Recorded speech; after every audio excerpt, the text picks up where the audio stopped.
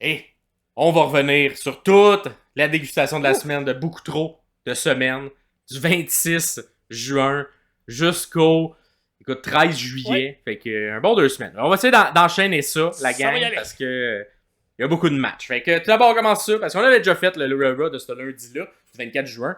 Fait qu'on va commencer avec le Dynamite du 26 juin. Promo d'abord de MJF, Daniel Garcia et Will Ospreay. Ouais. T'as aimé ça, toi, Pierre? Ouais, j'ai bien aimé CMGF qui ouvre la carte. Il vient de revenir. Le monde est content. Il y a son Mhm. code de cuir, son genre de personnage un peu rip-off de ce que Triple H faisait dans le temps. Il arrive, il est super.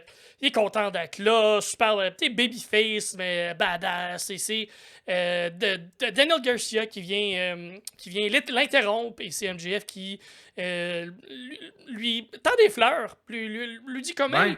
hey, t'es super bon, t'es excellent, mais t'es pas d'une famille de lutteurs, tu mérites d'être là, tu mérites d'être un des piliers. Donc, je t'offre la chance de pouvoir peut-être lutter à All In. Je t'offre one-on-one contre moi à All In. Je te le donne, je te l'offre sur un plateau d'argent. Tu le mérites. Et c'est Will Ospreay qui vient interrompre tout ça et qui met MJF en tabarnane et Ospreay vient offrir pour la semaine qui s'en vient, le Dynamite de la semaine prochaine, une chance au titre international à Daniel Garcia. Garcia qui a tout cuit dans le bec, il a rien fait il a rien demandé plutôt, il a quand même travaillé fort. Donc tout est là et on place un peu les pions pour ce qui va s'en venir avec MJF et un Ouais. peu ce qui va s'en venir aussi avec Ospreay dans le futur. Fait que, tu sais, là, Exact. c'est un peu dur Mais tu sais, moi, d'analyser pour parce qu'on revenir. sait ce qui s'en vient dans le futur, mais j'essaie de rester Ouais. vraiment dans le moment. Et dans le moment, Ouais. j'ai pas eu ça. J'ai vraiment aimé un peu toute la dynamique de tout le monde et de même de Ok. MJF qui s'efface un peu en arrière et qui écoute ce qui se passe, qui est pas naturel pour lui de juste s'effacer.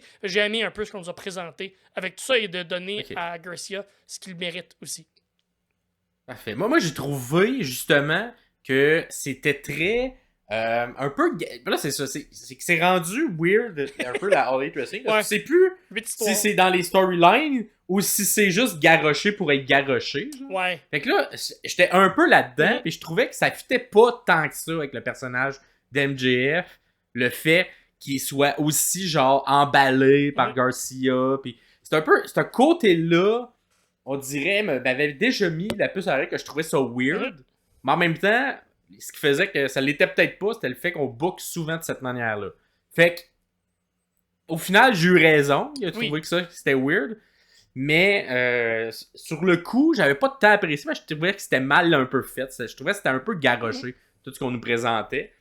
Fait que. Mais clairement, toi, t'as aimé ça, Ben, fait que tant je mieux. vais le dire, Fait que. puis je pense que je l'avais souligné un peu là, l'épisode de jeudi passé où moi, Mhm. ce que MJF nous présente depuis qu'il est revenu, je suis pas un grand fan. Je trouve que ses promos manquent un peu de naturel, de tout ce qu'il a fait jusqu'à présent.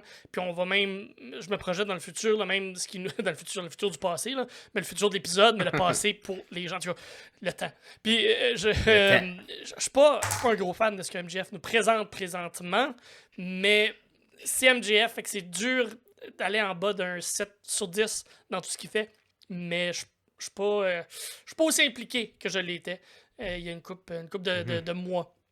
Euh, Sinon, d'autres promos, je continue là, dans les promos, là, tant qu'à parler Ouais. des promos dans ce Dynamite-là. C'est, Mark Briscoe nous fait des belles promos là, super intenses là, backstage, puis Ouais. O'Reilly qui essaye de faire la même promo que Briscoe, qui essaie de comme suivre son énergie, puis là, ben, O'Reilly qui décroche complètement, qui fait comme je suis pas capable, je sais pas comment tu fais pour être capable de garder cet tempo-là. Puis moi, il est comme, lâche pas, t'es capable, inquiète-toi pas, tu vas l'avoir. Et là, il s'en va. Puis là, O'Reilly qui le suit. C'est un malade, cet homme-là. Je l'adore. Puis Ouais. là, ben, il continue. C'est du bon stupide, c'est du bon innocent. C'est J'adore très ça. Ouais. bon. Moi j'aime vraiment ça aussi, ce que Mark Briscoe fait, puis la dynamique qu'il a avec travers ce genre de Mhm. clan-là. Là. C'est effectivement très bon. Ça me fait rire à chaque Ouais, fois. Puis ils réussissent à renouveler la formule aussi à chaque fois. Fait absolument. que, bravo, je suis d'accord là-dessus. Mhm. Ensuite, on a eu Shirakawa, hein, qui a essayé de frapper Tony, mais Mhm. que là, il a frappé qui a fait frapper Maria. Puis là, ça, c'était comme pour installer le match qui Ouais. s'en venait entre Tony et Shirakawa. Fait que, à ce moment-là, je suis assez d'accord là, avec toi là, là-dessus, mais j'ai l'impression que ça l'installait super Mhm. bien ce qui nous amenait vers le pay-per-view. Puis finalement, le pay-per-view, il n'y a rien vraiment qui s'est passé. Puis vous l'avez vu dans le dernier épisode, on était un peu déçus de ça. Le fait qu'il n'y a pas eu de payoff, puis qu'il y a eu un revirement comme à 180 degrés en dedans de 10 secondes, des attitudes de tout le monde. Puis tout le monde était des amis, puis nanana. Fait que tu sais, le fait aussi que ça soit Shirakawa qui pitch l'espèce de pot d'en face de Mario, puis le Tony vient comme consoler. Tout ça installait plein de choses que j'ai l'impression qu'on n'a pas utilisées dans le match, qu'on a comme oublié. En tout cas, j'ai trouvé comme ça, j'ai trouvé ça bon, mais j'ai trouvé ça plate qu'on l'utilise pas sur le moment, dans le match. Si on reste dans le moment, puis on analyse le moment, super le fun, ça installe quelque chose qu'on n'a pas capitalisé dessus par après. Fait que, tu là. Fait que je trouvais ça bizarre qu'on capitalise pas parce que je trouvais ça super bon. Exactement. Puis là, vous allez voir tout au long là, de l'épisode, là, on se projette dans le thé. On analyse un peu différemment parce qu'on sait ce qui s'en vient, mais ça reste que, regarde, c'est ça, là. Fait que, ouais, je suis quand même d'accord là-dessus. Puis on en a parlé déjà du match qui s'est passé, excellent match, mais la suite a été un peu poète-poète. Et moi, le match que j'ai retenu, en fait, pour le Dynamite du 26 juin, puis s'il y a un match à aller voir, c'est celui de Kyle O'Reilly contre Zack Sabre Jr. Beaucoup de grappling, gros match technique.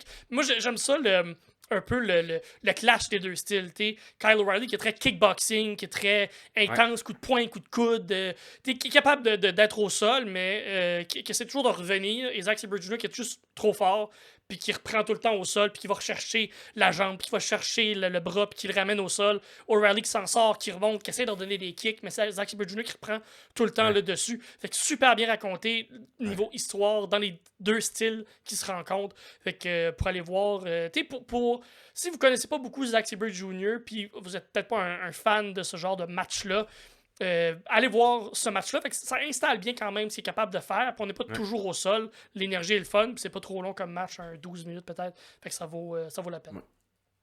Puis ce match-là, moi, il me faisait beaucoup penser pour. Je sais, mais il y en a ceux et celles qui apprécient les arts martiaux mix, la UFC, tout ça. Ça avait un peu une genre de construction, un peu de UFC. Oui. L'autre veut l'amener l'autre dans sa force. Puis les deux, genre. En tout cas, c'était intéressant comme construction de match de lutte, parce que je trouvais qu'il y avait un parallèle facile à faire avec un match de UFC. Genre. Là, c'est ça, exactement. Ouais. Puis que tu veux amener ton adversaire dans ta force à toi, mais tu veux pas qu'il t'amène dans la sienne. Non, c'était bien fait comme match, effectivement. Et c'est ce qui conclut, parce qu'on va y aller un petit peu plus rapidement que ça. C'est ce qui conclut le Dynamite du 26 juin 2024. Dites-nous dans les commentaires qu'est-ce que vous avez pensé de tout ce Dynamite-là. Ça fait un petit bout quand même, hein, quand on tourne la vidéo, que c'est sorti.